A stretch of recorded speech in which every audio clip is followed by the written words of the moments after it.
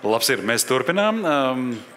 Jā, LMT liels uzņēmums, bet LMT jau nav tikai telekomunikācija pakalpojumi, kas varbūt vēsturiski bija tas pirmais un joprojām droši vien ir primārais bizness, kaut gan kas zina. LMT ir arī tehnoloģisku inovāciju uzņēmums un, protams, arī kiberfiziskā drošība ir LMT interešu sfēra un arī joma, kurā šis uzņēmums darbojas. Un, mēs sagaidām ar jūsu aplausiem, es ceru, Egonu Bušu, LMT drošības dienesta direktoru uz šīs skatuves. Lūdzu!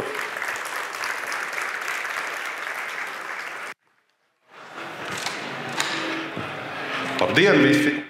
Tas bija skaļi. Labdien visiem! Prieks redzēt, ārā spīd saule, ir 2 dienā, pēcpusdienā nav bezmaksas pusdiena, un tomēr jūs esat šeit. Izjūt to, kā pagodināju, paldies, ka jūs šeit esat. Egons Bušs 8. gadu strādā LMT par drošības dienesta direktoru.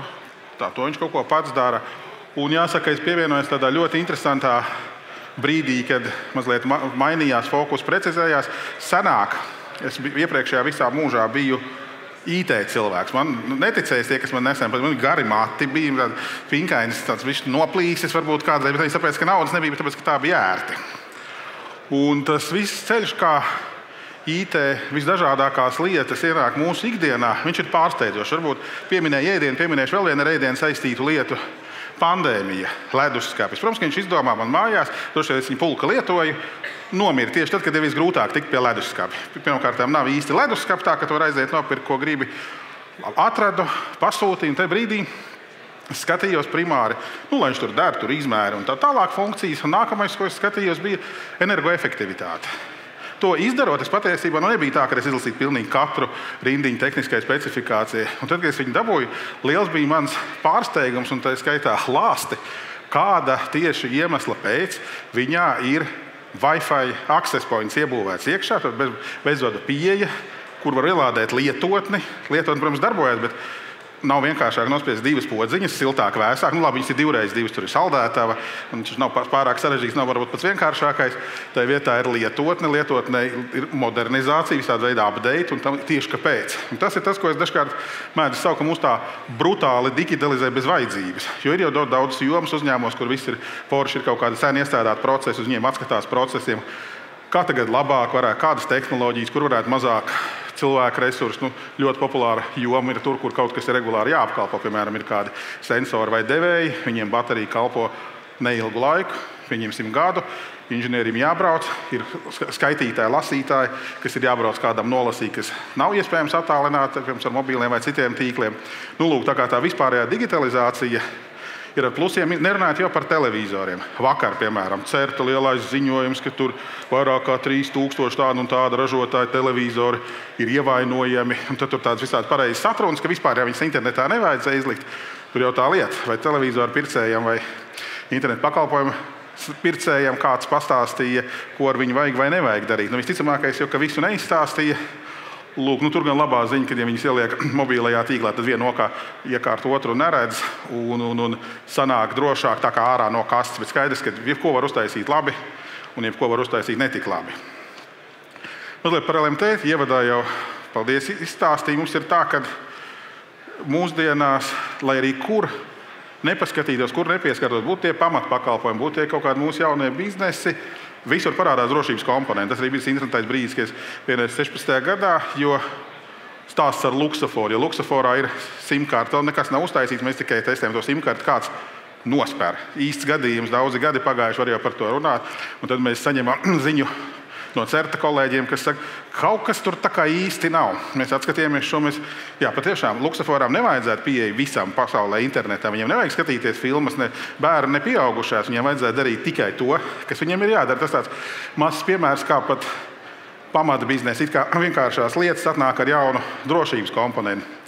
Mums, laikam, bija tāds interesants moments, ka valstī sāk apkopot visas kritiskās infrastruktūras un kas kuram ir svarīgs un nozīmīgs, tad pašā pirmajā no sanāksmēm, par ko es zinu, es nesaku, ka viņi vispār valstī pirmā aizmirs uzaicināt sakarniekus. Visi enerģētiķi, visi pārējie piedalījās un visi saprata, ka vajag sakarus. Un kāpēc te nav neviena operatora pārstāvja? Tad jau gadi, 7, 8, 9 pagājuši. Un jāsaka, tagad visur visi piedalās viss notiek. Un interesanti, ka ir mazliet pamainījies fokus. Mēs esam jautājuši un runājuši tā skaitā ar aizsardzības sektoru, drošības instrumentu, kas ir vissvarīgākais vienas pakalpojums. Jūs varat dabūt tikai vienu. Un es vēl neesmu pietiekami ilgi iestidzis tajās telekomunikācijās. Es biju absolūti pārliecināts, ka tā ir balss. Tukš vajag piezvanīt, vajag sazvanīties, krīzes vadīja, visu šīs lietas. Datus vajag. Tālāk mēs paši piezvanīsim. Mums ir lietotnes, mums ir tas bija tāds ļoti interesants pavērsiens, kas ir salīdzinoši svaigs. Nu jā, mazliet reklāmas slaids, bet viņš šeit nav tik daudz reklāmas pēc kā, lai nodemonstrētu to, ka ļoti daudzi, kas dara kaut ko jēgpilnu, liederīgu, publiskā sektorā, privātā, pelnošu, vērtīgākie uzņēmumi, mēs ar viņiem cieši strādājam, viņi ir mūsu klienti. Šis ir tāds introvertu sapņu slaids. Mēs cīnījāmies vairākus gadus par to, lai nonāktu pirmajā vietā. Tas ir cik daudz gigabaitus lieto viena simkarte, pēc tam tāda, kas ir tieši dzīve cilvēka. Tur mēs neskaitām iekšā lietu internetu, mašīnu un tam līdzīgi. Un beidzot mēs tos divus somas un austriešus esam apzinuši. Tas tāds patiesi slepnums, un tas ir Latvijas vidējais. LMT tīklā pat ir vēl vairāk tas patēriņš. Un par tām modernām tehnoloģijām sāku pieskarties faktiski. Ir tā, ka dotā brīdī mums apmēram puse ir pamatbiznesa klasiskais, nepienākuši daudz dažādas jaunas lietas klāt. Esam arī kompānijas iegādājušies un tam līdzīgi. Jāsaka, gadās visādas pavisam jaunas un interesantas lietas. Un tas process, jo tāds drošības dienas direktors, viņš principā skan tā garlaicīgi. Viņš var sodīt, varbūt viņš var ieteikt tāds monstrs. Jā, es varu būt arī monstrs, bet tās interesantās lietas ir, kad pēkšņi atnāk pie manis un saka, vai var, un tad nāk kaut kāda biznesa ideja.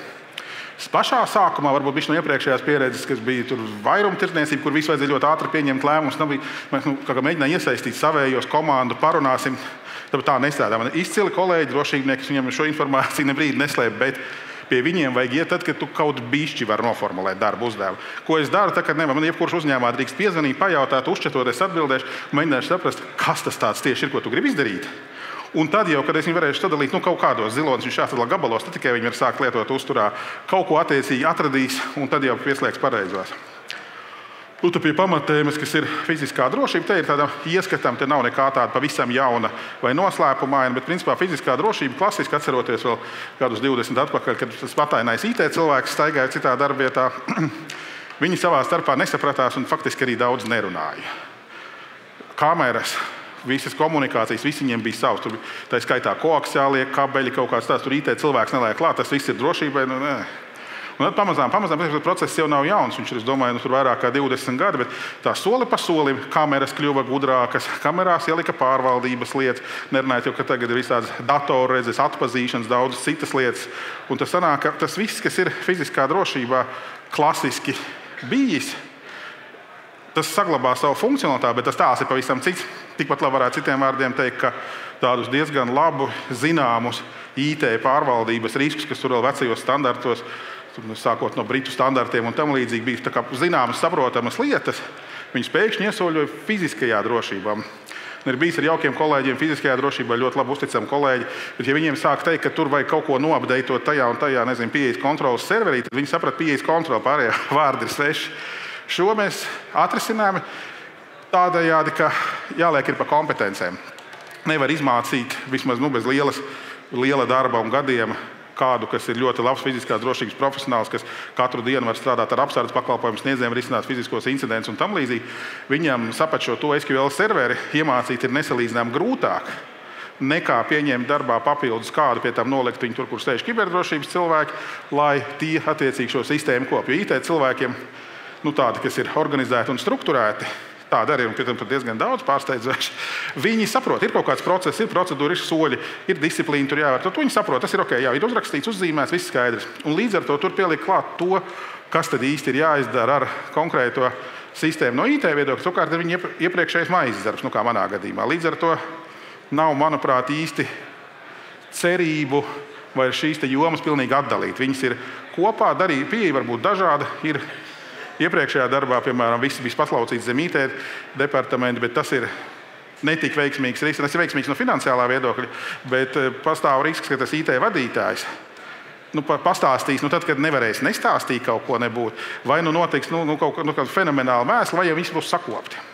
Savukārt LMT drošības funkcija vēl pirms tam, kā es pievienojos, ir sadalīta. Drošības funkcija ir viena viceprezidenta pārziņā, Un, attiecīgi, visas tehnoloģiskās lietas, IT tehnoloģija un pārējie departamenti ir citā pakļautībā. Tā kā var teikt, ka LMT vadība vēl stipri pirms visa kiberfiziskā un tam līdzīgi bija ārkārtīgi viedus lēmums. Un šobrīd joprojām tā domāju, tas no brīža, kopš es šeit strādāju.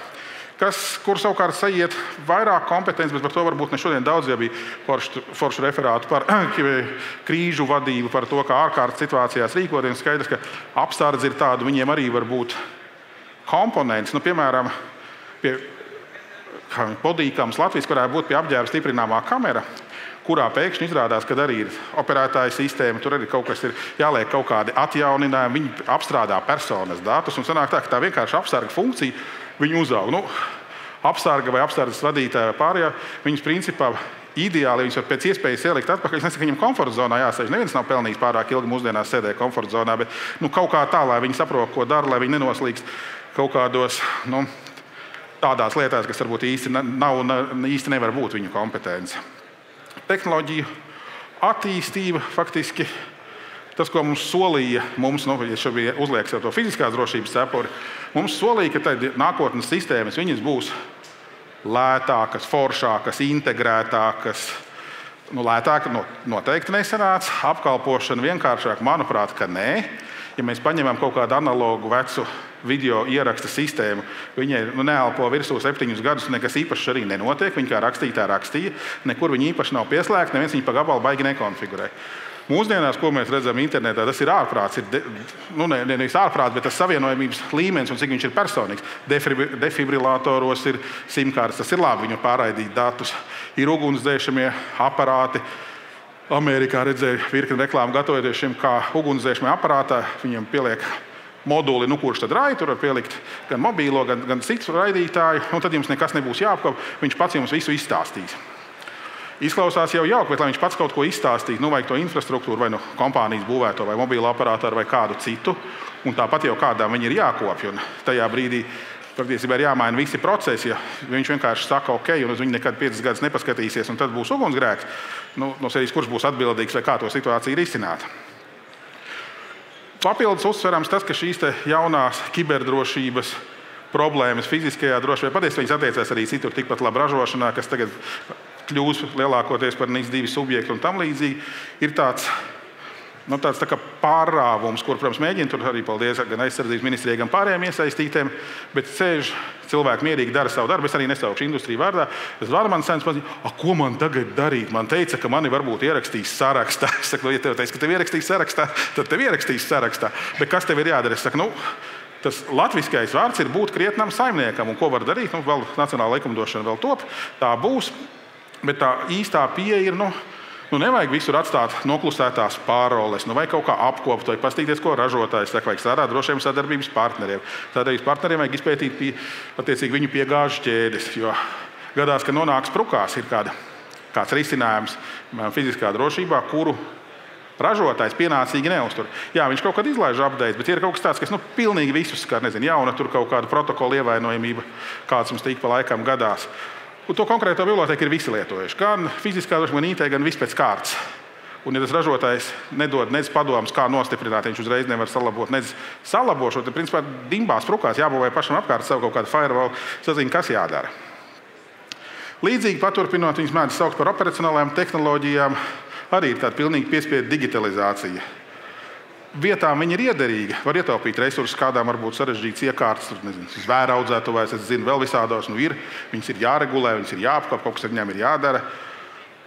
Tad, kad viņas pirmā brīdī piesprauž vienkārši pie interneta, tad ir ziepe, tāpēc, ka visticamākais viņiem vēl kāds tiks klāt un sazina, ko izdarīs. Man ir tāds uzdevums brīvā laikā, proti, piekdienas vakaros, sestdienās, es Vidzemes augstskolā mācu kiberdrošības maģistrus. Un viņiem vienā no kursiem ir tāds uzdevums. Drīkst lietot visu, drīkst lietot šodānu, kas ir ievainojuma meklēšanas, drīkst visu lietot, aiziet, atrodiet kaut ko tādu, kam internetā nevajadzēja būt. Ir klasika, kas parasti ir kameras, kas ir draņķīgi izlikts, un tad tur var no zīdaiņiem līdz vecmāmiņām aprūpē redzēt. Man laikam 2 mīļākie, ko viņi ir atraduši Vidzemes augstskolas studenti, ir marihuānas audzēšanas video novērošana un viens ļoti elegants brūzīts, kas tāds mazais viskītājs, izcils, skaisti. Viss ir akurāt atskaitot viņa IT sistēmas. Mums viņas nevajadzēja viņām tikt klāt. Viss pārējais ir tīrs, smuks, foršs. Kā šo te risināt? Es domāju, visgrūtāk klājās gan pat nevis Latvijā, bet tur, kur ir ļoti daudz sistēmas, kam ir milzīgs dzīves cikls, varbūt ilgāks pat nekā Latvijas neatkarība, jo, piemēram, telekomunikācijas sistēmas kādreiz senatnē strādāja tur 30, 40 gadus nopirka centrāli, principā aizmirsi. Lūk, tagad tas dzīves cikls ir īsāks, pašā laikā tās vecās tehnoloģijas eksistē. Viņas kaut kur kāds pieslēdz, un kāds grib pamonitorēt, attālināt, un kaut ko nebūtu savu tur. Būtu tas tornis, un toriņus mēs kārtīgi monitorējam, būtu tā kaut kāda saimniecība un cits. Ir jāņem vērā tik daudz visādu IT pasākumu, kad patiesībā ir jādomā, ko darīt. Te jau minēju par risku analīzi, tur pārzināt kiberdrošības jautājumus. Kā to atrisināt universāli, es nezinu. Jo arī ēku vadības sistēmās, arī faktiski visur, kur pieskarās, visi pulksteņi viedie, televizori, jā, lai paskatītos filmas un tam līdzīgi, bet arī daudz nopietnākas iekārtas ir tādas, kas vien daļām, kuras nav domāts, lai viņas tā pieslēgtu.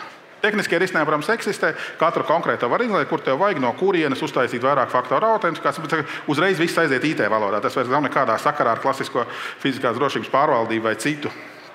Un papildus tam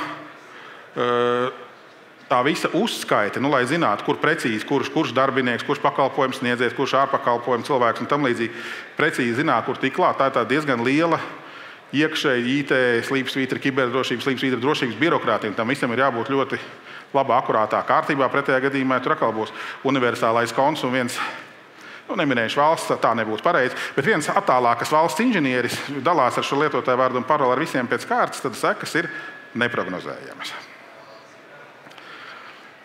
Ārpakalpojumu kontrole un piegādes ķēdes. LMT piegādes ķēde drošību nodarbojās sen. Mums par laimi nebija tāds šoks karam sākoties tieši piegādes ķēžu ziņā, jo mēs arī iepriekš teicām stingru nē dažādām nedraudzīgo valstu izcelsmes produktiem. Ir gājis grūti, ir nācis biznesa virsū un saka, ka mēs viņus galinot nost un tam līdzīgi. Labi, ka noturējam. Tur, kur beigās, dažos konkrētos gadījumos ir vistrakākie Krievu aizmugurē, pareizi darījām. Jo tas īstermiņa iegūms, kas ir tik kārdinošs, nekādu neatsvērt. Kā mēs varam taisīt kaut kādas drošas risinājumus saviem klientiem, militāristiem, vēl kādam, ja mums tur ir kaut kādas tādas komponentes, kuras varbūt jau tagad nav īsti labi, pat ja viņus vienreiz pārbauda, ko tālāk, kā katru nākamo update. Tas dzīves cikls ir tāds angliskais vārds, tam man nav latviskā software build of materials, no kā tad tas produkts ir uztaisīts, un viņa dzīves cikla pārvaldība, tas ir vesela zinātne. Ar ko sākt?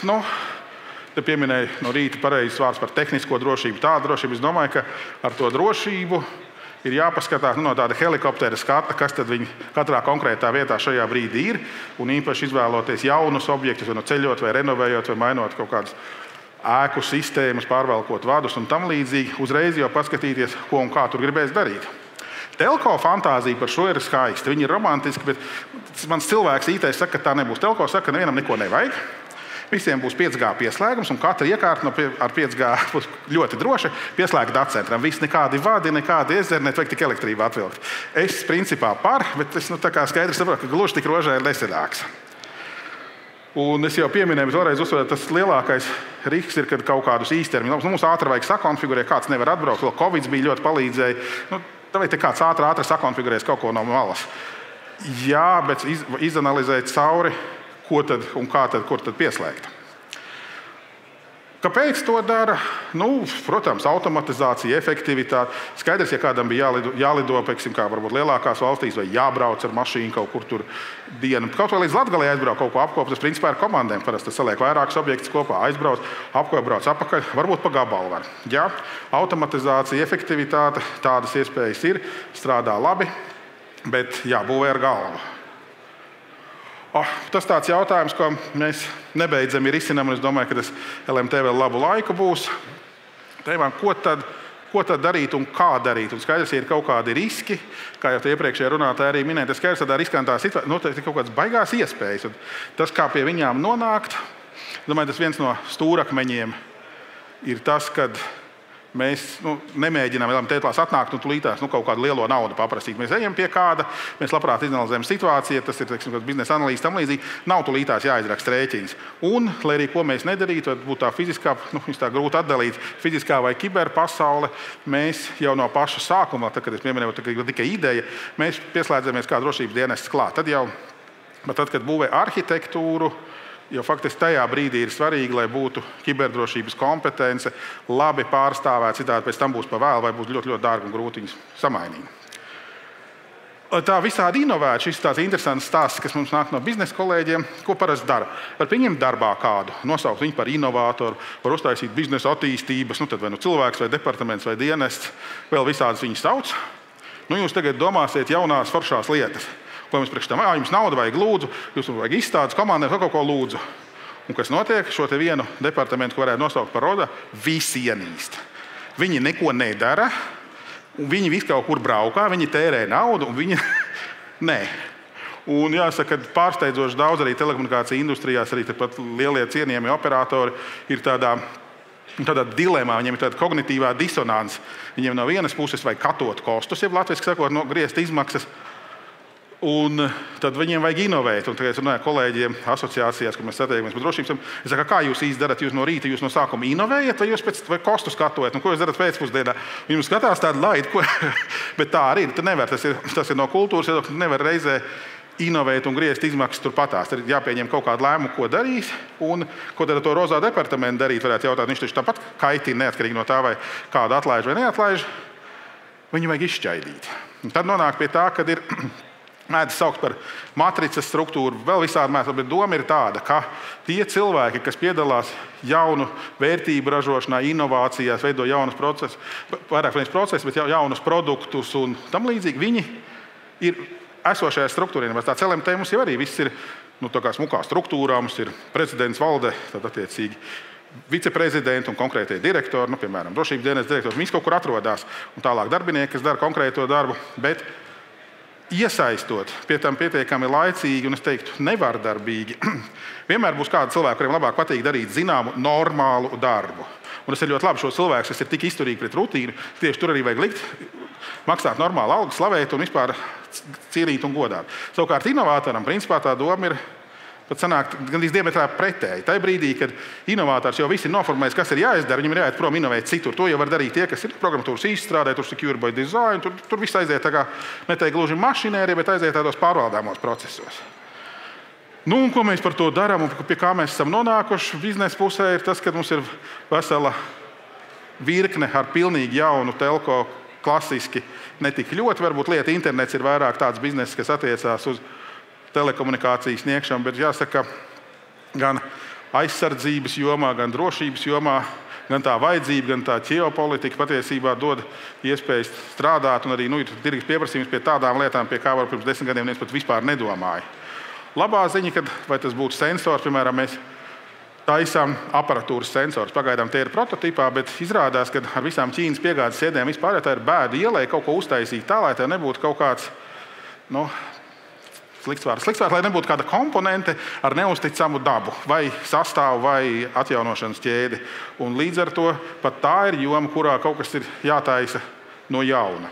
Datorredzi, mobili datorredzi, droši vien tie ir izstādē daudz var redzēt, jo datorredzi un kaut ko atpazīt kamerā, vienkārši šādam sakot, tas ir tāds process, bet tehnoloģisks kopums, kurš pastāv daudzus gadus, tur tā evolvē uz priekšu, un mūsdienās attēlu avoti var būt dažādi. Tā mēs, piemēram, mākam atpazīt no termokamerām, no lidojošām termokamerām, mēs spējam.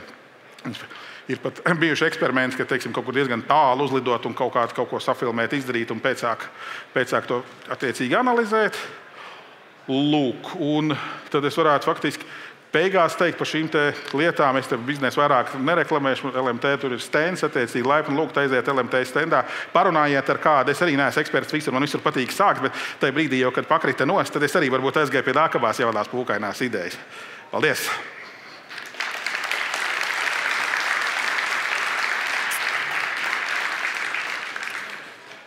Brīnišķīgi. Man ļoti interesē, kāpēc rozā. Tāpēc, ka viņš ir tik savādāks. Iedomājies, korporatīva struktūra, tur ir smuka ēka, kam stiklot, kam betona. Biznesa zilā krāsa. Ir garlaicīga. Jā. Pretējs tā, tas ir domāts, ka pretnosacījums, kas tas tāds rozā. Jā. Varbūt par krāsām vai citiem tematiem ir kāds jautājums auditorijā. Mēs esam atvērti. Mēs taču esam. Jā, protams. Jā. Labprāt. Jā. Viss kārtībā, mums tā pārsvarā ir. Nejūtieties nekādā veidā vainīgi. Jā. Tur ir mikrofons, var ieslēgt.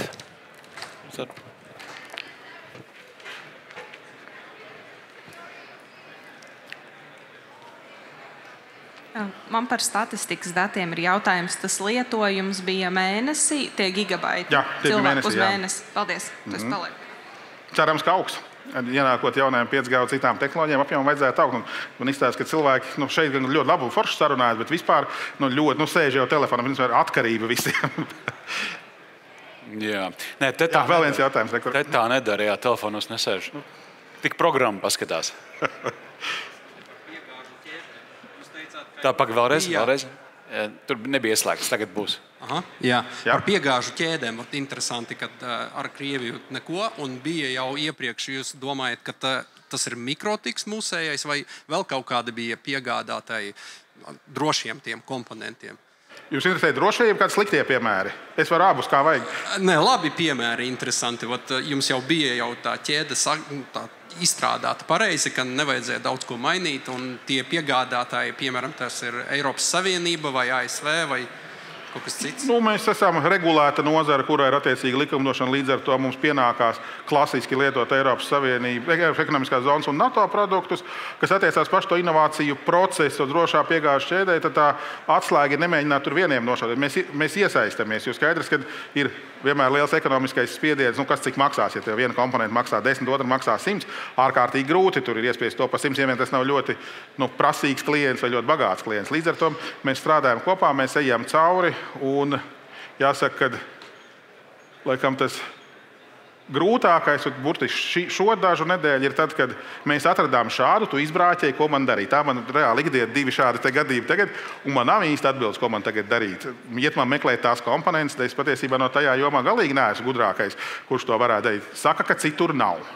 Un tad ir atkal jāiet iteratīvi caur tas, ko mēs sarunājamies. Neatrisinājām, bet tas, ko mēs sarunājam ar iesaistītajiem dienestiem, ka mēs iesim runāt, meklēt kaut kādas risinājumus, ir kaut kas jāmeklē. Nākotnē saulainajā būs labi, ja būs Eiropas Savienības certifikācijas, piemēram, Common Criteria certifikācija, tad jau būs labi. Tad tas, kurš kāds uztaisīs, tie varētu būt tā skaitā. Mēs ar mikroti uztaisa šādu, un viss ir kārtībā. Tur jau viss ir pārliecināts, nosartāts tam līdzīgi, bet tur mēs vēl neatrodamies, tur vēl gadi paies, kamēr. Labi, varbūt vēl kāds jautājums. Es varu pienest mikrofonu, nav jāskrien pārpus zālē. Egon, šķiet, ka viss. Darbiņš padarīts. Paldies liels. Mums ir arī diploms, ko pasniegt. Mēs esam gatavi šim foto brīdis. Jā. Tur jāskatās. Paldies arī LMT par atbalstu šajā konferencē. Brīnišķīgi. Paldies. Paldies liels.